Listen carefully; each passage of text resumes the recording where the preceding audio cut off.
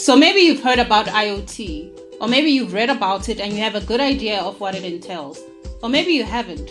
Either way, we'll not only cover everything you need to know in this course, but everything you need to understand to either build an IoT operation or business, be a value contributing member of an IoT strategy, operations, or technical team, or even be able to commercialize an IoT operation as a new revenue stream.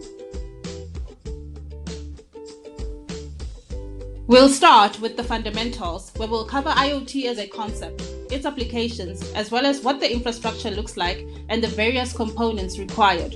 This course mainly focuses on the commercialization side of things, that is, how to build a commercial operation around IoT. So as much as we'll go into quite a bit of detail on the technical side of things, that's not the focus here. We're all about leveraging opportunities, so that's the tone we'll take throughout this course.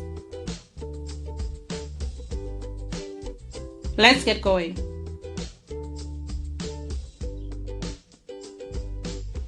So how do we define IoT? Well, we've defined it as a mechanism through which objects that speak the same language can digitally communicate with each other, as well as give information about themselves. So essentially, IoT is a set of components that set up the medium through which objects, typically objects that have no other means to digitally communicate, communicate.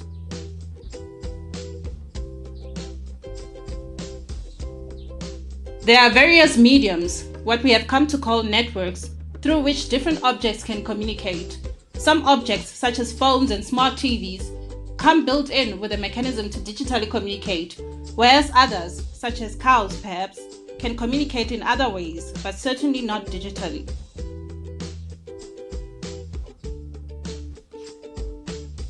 What is an object, you ask? Well, we've already referenced phones, TVs, and cows. Those are types of objects, and there are many others. Just look around you. Furniture, fruit, pets, and so on.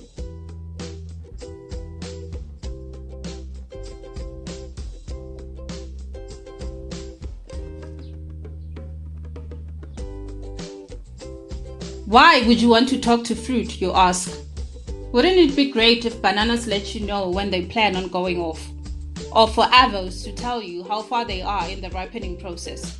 I doubt they appreciate being squeezed all the time. Imagine if your parents kept squeezing you to determine if you were full after a feeding. Not fun. That's what your neurological system is for. Your brain tells you you're full, so you push the bottle away. That's what IoT, combined with other advances such as AI and machine learning, aim to do. To eventually create networks that allow objects to self-learn, self-communicate, and self-correct when required.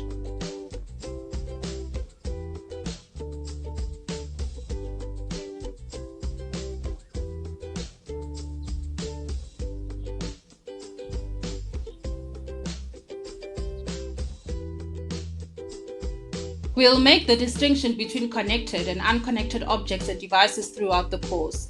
This is important because in our view, IoT's real value comes to life in contexts where unconnected objects are at the center.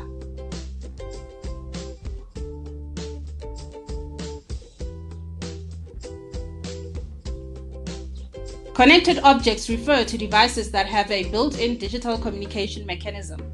These are typically electronic devices such as TVs and phones on the consumer electronics side of things, or mining machines or manufacturing equipment on the industrial side.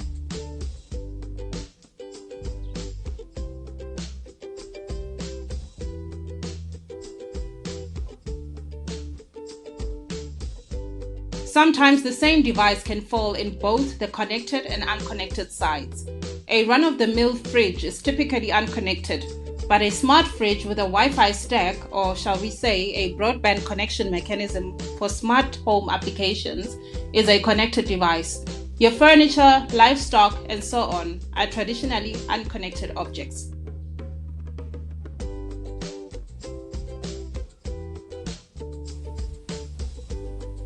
So let's describe the various mediums for communicating as well as associated objects and devices.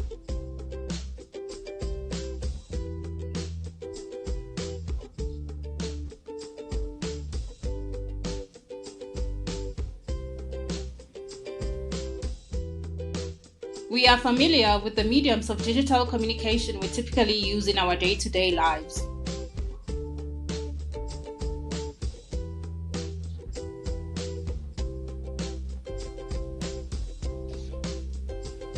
Then we have specialized IoT networks that make it possible for unconnected objects to communicate.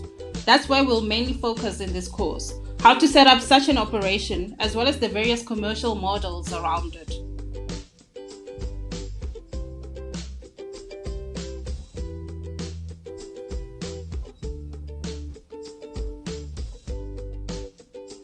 Now, let's get into the various communication mediums, associated objects, as well as the various business applications around them.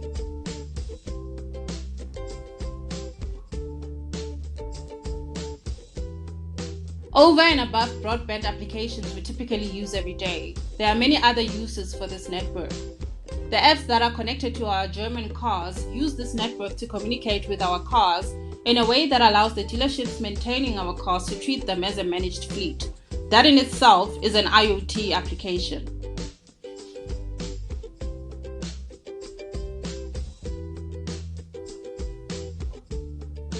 The car collects information about its own mechanical health.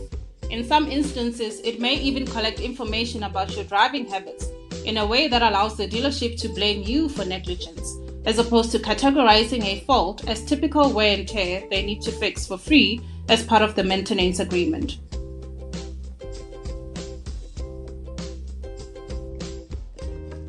Let's move on to Wi-Fi. We all know how it works. Fundamentally, this network in itself acts as an intermediary network between actual physical networks and the devices that exist within them. It allows a connected device to act as a network itself to extend connectivity to other devices that speak the same language.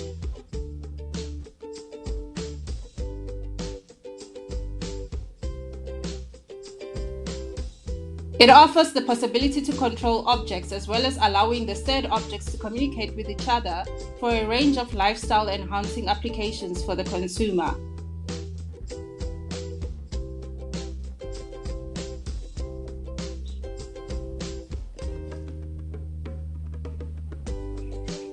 Then we come to specialized networks. Once the onerous undertaking of setting up the infrastructure is done, there's a range of really exciting applications that can generate a lot of value for businesses as well as the consumer.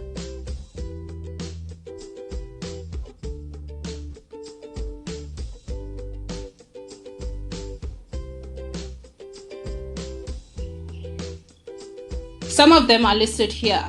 Cities can be able to monitor bus capacity and demand in real time and reroute buses accordingly. You can have concrete evidence on an app before you accuse your mother-in-law of rearranging your furniture while visiting in your absence. The possibilities are many.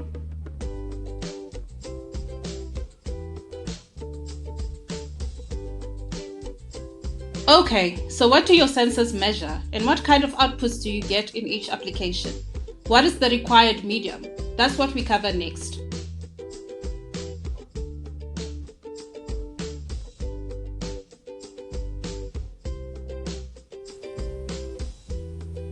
You might want to monitor your fridge, especially if you're a business owner in a business where perishables are a difference between profit and big losses.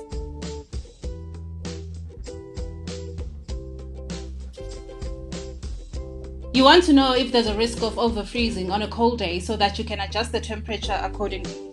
For more advanced applications, the fridge can self-adjust, but you would still like to know in case you put something in there temporarily, which might suffer from the temperature adjustment.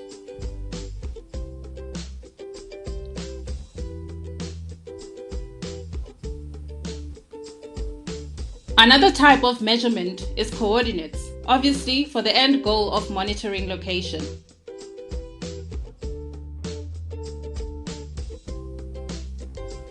Depending on the type of object, the IoT application could either involve an integrated sensor placed somewhere on the object, or it could be a chip embedded within the object if the said object is some type of electronic device.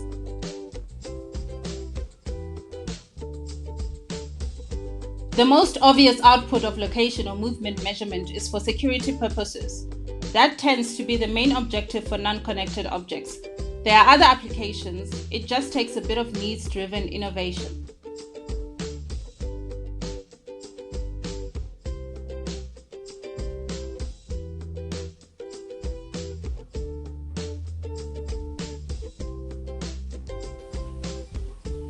For unconnected electronic devices, it mainly has to do with collecting usage behaviors as well as maintenance of the said devices themselves in some instances, such as monitoring of transmitters placed in remote places. In most instances, it's a matter of collecting and transmitting information that is already being collected within the device while operating. So there are a few options in terms of IoT applications mechanisms, all with varying complexities. Electronic devices are relatively far easier to deal with from an IoT application standpoint than general objects such as furniture. The main complexity comes in when the device is already manufactured unconnected in the market, particularly for consumer products.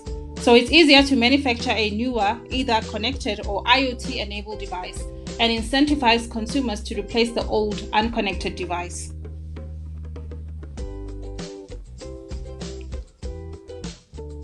The desired outputs in this case are many. Advertising is the main driver in as far as consumer electronics is concerned. However, there are other business-to-business applications, particularly in relation to equipment performance monitoring and maintenance.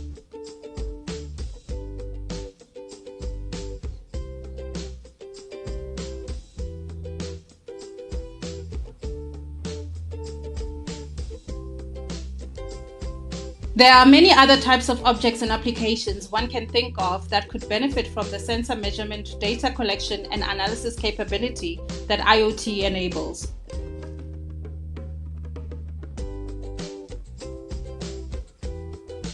For example, it wouldn't be such a bad thing for one's handicap scores and associated data to contain information relating to actual swing and swing speed relative to wind strength and direction at various holes across the course.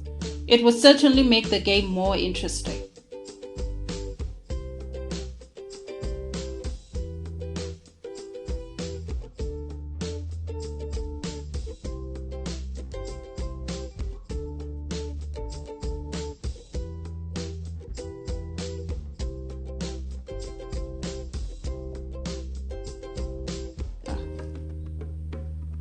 Now, let's move on to Chapter 1b, where we will go through the typical infrastructure of a specialized IoT network and how to set it up.